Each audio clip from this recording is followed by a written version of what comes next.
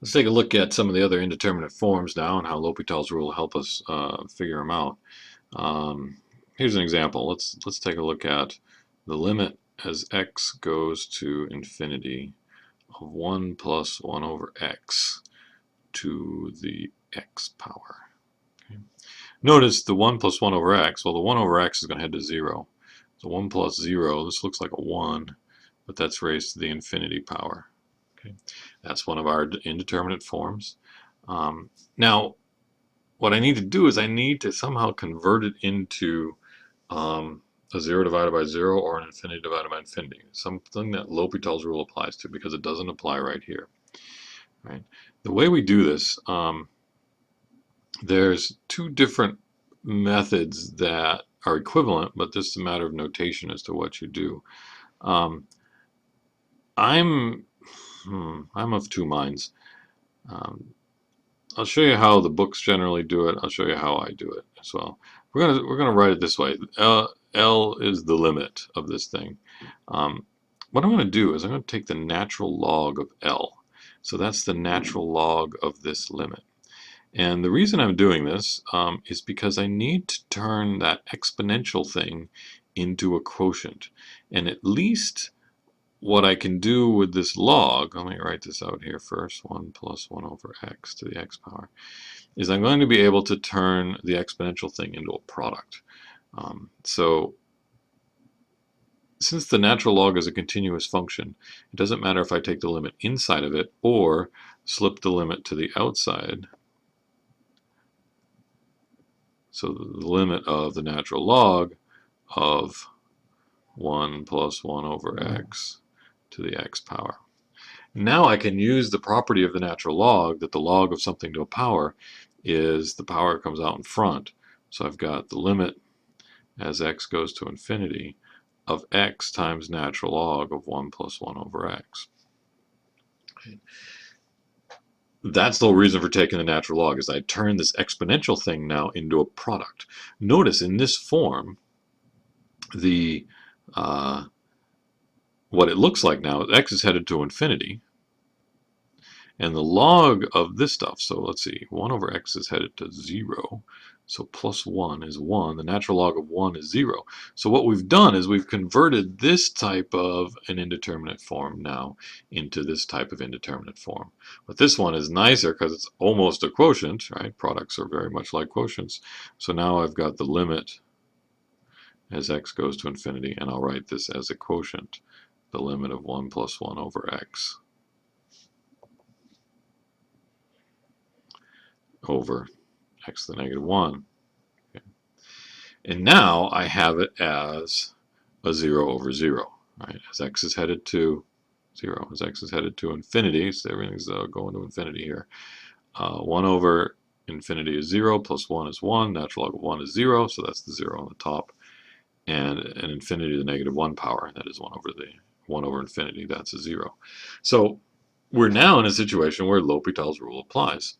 So this is equal to, by L'Hopital's rule, all this stuff was algebra up to this point. Now by L'Hopital's rule, the limit as x goes to infinity of, take the derivative of the top, which is 1 over 1 plus 1 over x, times the derivative of that stuff inside, which is negative 1 x to the negative 2 power, and then divided by the derivative of the denominator, which is negative 1 x to the negative 2 power. Right? And at this stage, we can cancel out this and that. And now take a look at what happens as x is headed to infinity.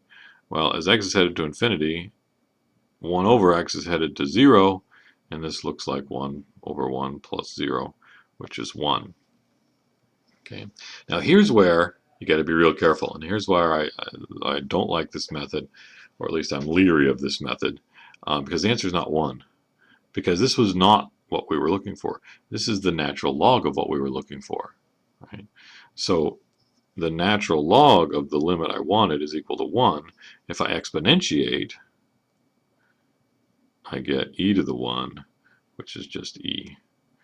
So what we showed there was that the limit as x goes to infinity of 1 plus 1 over x raised to the x power is equal to e. In fact, now that I see this answer, you may even remember at some point in your life doing compound interest problems and continuously compounded interest problems, and this limit comes out of this process. In fact, for a lot of people, this is the definition of the number e. But yeah, there's the process of you've got an exponential situation, one of these indeterminate forms that looks like an exponential. We take the log so that we can turn it into a product and then turn the product into a quotient. Okay. Let me do another example with a different indeterminate form. And I'm going to do it slightly differently. You can do it either way, the way I did this one or the way I'm going to do the next one. The next one I want to do is the limit as x goes to 0 of x to the x power. I'm going to be a little careful. X goes to 0 from the right. I really don't want to be plugging negatives in there, because if it's like negative a half, what do you mean by the square root of negative a half? I begin an imaginary number, so at least if x is positive, this is all real outputs here. This is a 0 to the 0 indeterminate form, and what I'm going to do is I'm going to do this. Limit as x goes to 0. Rather than taking the log, rather than saying this is equal to L and taking the log of both sides, I'm just going to say this is e raised to the natural log of this thing. Right? That is, taking natural logs and exponentiating are inverses of each other. So if I take the natural log of that and then exponentiate, they essentially cancel each other out. So this is equal to that. Now I'm going to use the limit as x goes to 0 of e to the, use the property of the natural log, that this is x times natural log of x. This now looks like the indeterminate form. This is 0, x goes to 0 from the right. Looks like the indeterminate form 0 times negative infinity. Right? In fact, we already calculated this, but we'll do it again anyway. And at this point, I'm going to use L'Hopital's rule. Oh, no, I'm not. Oh, no, I can't. I need a 0 divided by 0 and infinity divided by infinity. You say, well, you can't do that. So, so one more step here. Limit as x goes to 0 from the right. Write that product as a quotient. Write it as natural log of x times 1 over x. Right. Now I can use L'Hopital's rule. Actually, I might hear some of you saying, wait a minute, what's that? Doesn't that exponential get in the way?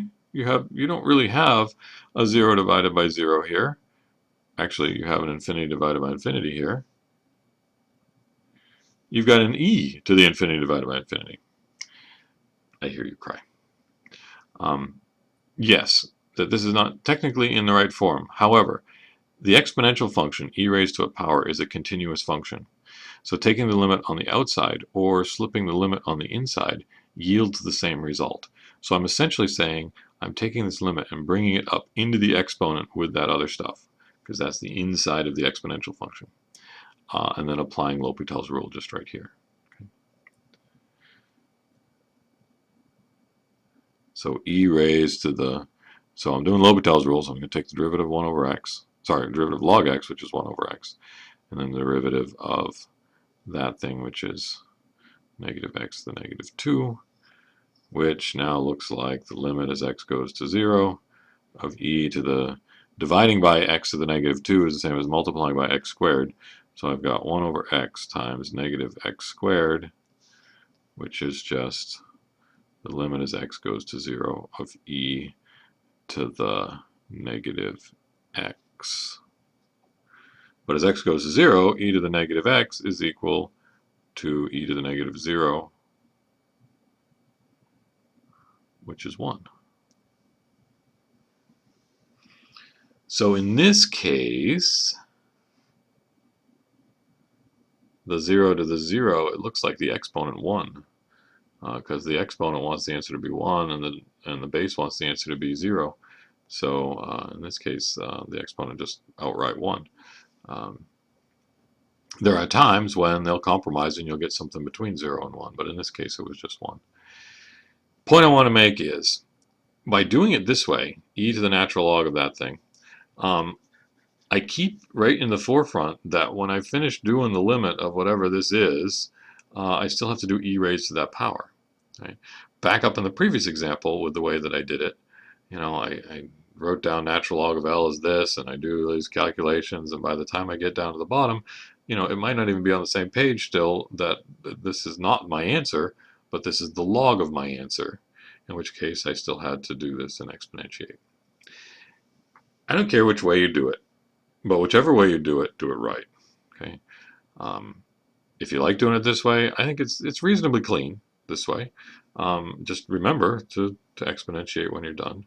Or do it this way, and it looks a little messier, but I think it's less likely to forget that you need to exponentiate when you're done.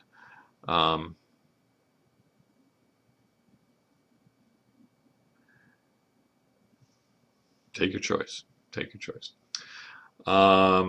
I've got 2 more indeterminate forms to look at, and we will do that in the next video.